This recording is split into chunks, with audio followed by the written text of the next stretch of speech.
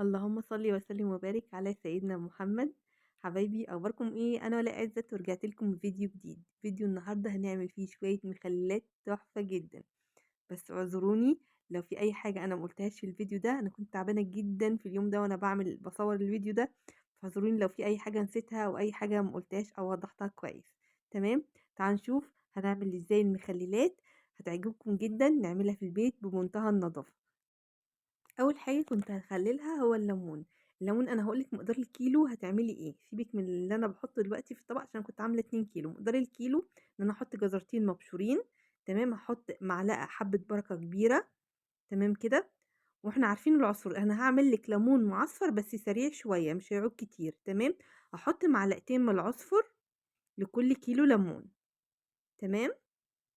تمام. الليمون ده انا كنت سلقاه، ما كنتش شقاه ولا اي حاجه، عشان بقول لك ده الليمون السريع، ليمون معصفر سريع.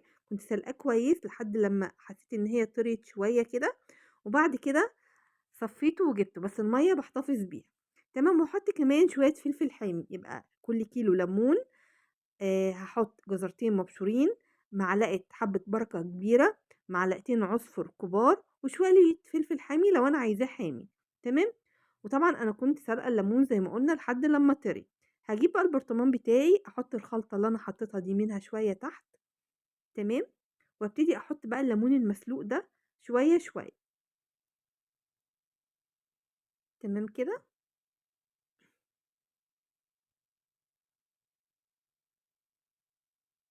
تمام. وبعد كده احط كمان طبقه من الخلطه اللي انا عاملاها. انا مش عاملاه بالطريقه العاديه بتاعه الليمون المعصفر ان انا اشقها كده نصين وابتدي احشيها، لا. ده ليمون سريع، هتاكليه على طول بعدها، يعني اقصى حاجه 5 ايام. تمام. المحلول الملحي بتاعي بقى انا خدت كوبايتين من ميه سليق الليمون. تمام. وحطيت عليهم كوبايتين ميه عاديه. وكمان هحط لكل كيلو ليمون ربع كوبايه خل. تمام كده. يبقى كل كيلو مخلل عموما بحط له ربع كوبايه خل. وكل كوبايه ميه بحط لها معلقه ملح كبيره. تمام كده. يعني لو لتر ميه هحط له ايه 4 معالق ملح. تمام كده. يا رب ما اكونش نسيت حاجه اقولها لكم. هبتدي اصب بقى. ممكن بعد ما اغطيه كده بالميه احط شويه زيت، بس بصراحه انا ما حطيتش. لو انتي هتحفظيه فتره طويله بقى، لكن ده هيتاكل على طول. بدات بقى امسح حوالين كده البرطمان عشان يبقى نضيف. تمام. كده خلاص نخلي الليمون خلص. تقفلي عليه و5 ايام وهتاكلي منه بكل سهوله وبكل بساطه. مفيهوش اي حاجه. تعالوا بقى هنعمل جزر وهنعمل كمان القرنبيط. اول حاجه انا جبت الخلطه بتاعتي زي خلطه الليمون بس ما عدا العصفر. حطيت برضو جزر وفلفل حامي. حطيت حبه البركه. وكمان جبت بقى الجزر قطعته زي ما احنا شايفين كده، غسلته وقطعته. والقرنبيط انا غسلته في ميه سلقته في ميه مغليه مده يعني 3 4 دقايق، وبعد كده طلعته على ميه بارده. تمام كده. تمام. وبعد كده سبته يبرد وبدات اخلله مع الجزر. الجزر ما عملتش فيه حاجه غير ان انا قطعته، طبعا غسلته غسله حلوه وقطعته. وبرده حطيت فلفل حامي مع الخلطه. وبرده نفس المعيار هو بتاع المحلول الملحي. هحط ميه، كل كوبايه ميه ليها معلقه ملح كبيره. تمام. وكل كيلو مخلل عليه ايه ربع كوبايه خل، او ممكن كل لتر ميه. وابتدي اصب الكلام ده كله على المخلل. مفيش اسهل من كده. احتفظي بالفيديو ده كمان لرمضان عشان هينفعنا جدا في رمضان. وبرده 5 أيام وهتاكلي منه. تمام كده. تمام.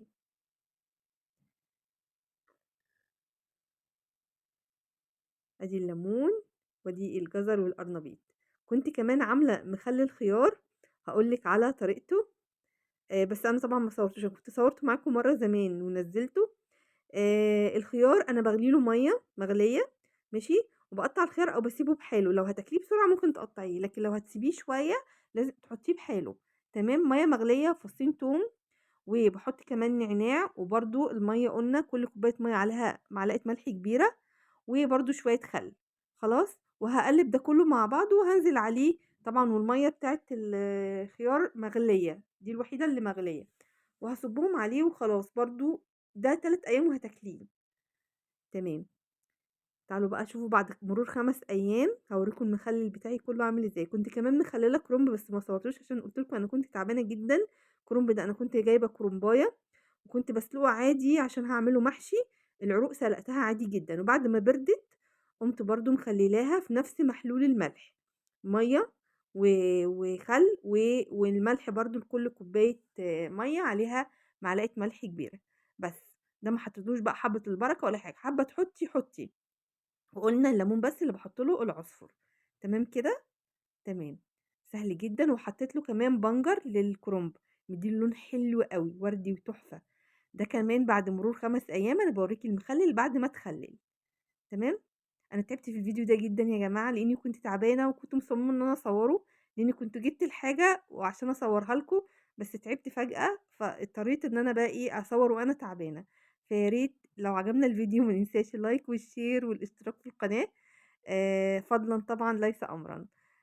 يا رب يعجبكم إن شاء الله وجرّبوها بجد مخلّلات والله طالعة تحفة جدًا، جدًا، جدًا، أنا فرحانة بيها جدًا وألوانها بُصّوا عاملة إزاي، حلوة أوي والقرنبيط طعمه حلو. ولو ما كانش البصل غالي شوية كنا برضه خلّلناه، أنا برضه مخلّلاه معاكم في القناة قبل كده، لو ما لقيتوش على اليوتيوب هتلاقوه مثلًا على التيك توك أو الإنستجرام، تابعوني على كل صفحاتي يا جماعة، ممكن تلاقوا عليهم هناك حاجات غير اليوتيوب شوية، لكن في فيديوهات قصيرة كده ساعات باحطها هناك، تمام، فتابعوني برضه عليهم. بُصّوا بقى ليمون تحفة، عايزة أقول لكم إن مَيّة الليمون دي بتتغمس يا جماعة من جمالها بتبقى تقيلة شوية كده وطعمها تحفة بجد. يا ريت كلنا نجرّب مخلّل الليمون ده بجد عالمي، عايزة أقول لِك المَيّة بتاعتي دي ممكن تتحط على الفول المدمّس، شوفوا لونه تحفة والله زي الزبدة، وسريع جدًا 5 أيام وهتاكلوا منه وهتاكلوا أحلى ليمون، وطبعًا الجزر المبشور اللي فيه والحاجات دي كلّها بتتاكل يا جماعة ما فيش حاجة بتتساب فيه، في البرطمان كلّه، شايفين الجمال والحلاوة؟ لونه حلو أوي، وزي ما قُلت لكم احفظوا الوصفة لرمضان. إن شاء الله هتنفعنا جدًا. قبل رمضان بقى عايزين نبقى نجهّز تجهيزات حلوة كده تنفعنا في البيت، طبعًا أنتم شايفين غلاء الأسعار اليومين دول، فالحاجات دي هتنفعنا جدًا. شايفين؟ والقرنبيط مش لازم تشتري قرنبيط مخصوص، أنا خدت نُص القرنبيطة خلّلتها والنُص التاني عملته للولاد في البيت. برضه في فيديو قرنبيط حلو أوي، استنوني هاوريه لكم أنا باعمله إزاي. شايفين بقى؟ الليمونة زي الزبدة.